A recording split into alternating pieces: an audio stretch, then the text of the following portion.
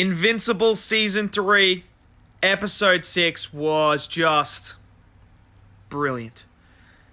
Just the writing was fantastic. The characters were fantastic in this episode. It was top tier. Probably, it might be my favorite episode of this season so far. This episode all revolves around this man right here, Scott. Now, Scott is such a tragic character. When you first meet him, he's full of hope. He's this caring uncle. You know, he loves his sister. He loves his niece.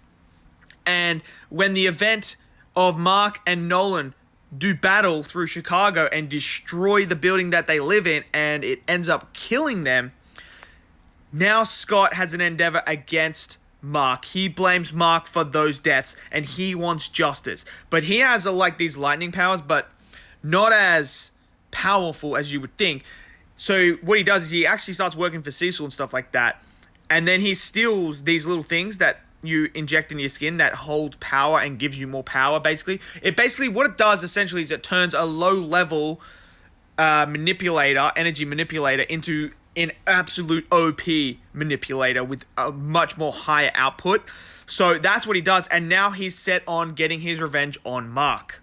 Now, the tragic thing about it is you understand where Scott's coming from. Obviously, you understand where Mark's from. It's collateral damage. It wasn't Mark's fault. He's trying to save everyone from his dad, and that's just what's going to happen when you have two high-powered beings going at it in a city. Now, the tragic story about Scott is the moment where he wants revenge so badly that he puts his wife and kid in harm's way and ends up killing him. And that imagery, I did not expect to see the imagery like that, but we did. It was very, very tough. And he became the person that he strived to stop. But in the same time, he still blames Invincible for this. So he is still clouded by revenge and rage and that. So that was all fantastic. Mark, again, trying to understand everything, all the consequences and stuff are all catching up with him. It's just fantastic. The tease at the end of all the other Marks and who the person is that's spying on Mark was great. The stuff with Rex was very deep as well. You know, him explaining about him, how he was bored, how this is who he is. He has nothing else.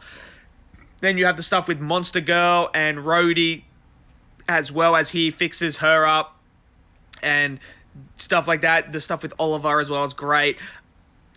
Just such a great episode. But I mean, this whole stuff here with Scott is just sensational writing. Such sensational writing. Let me know what you guys think.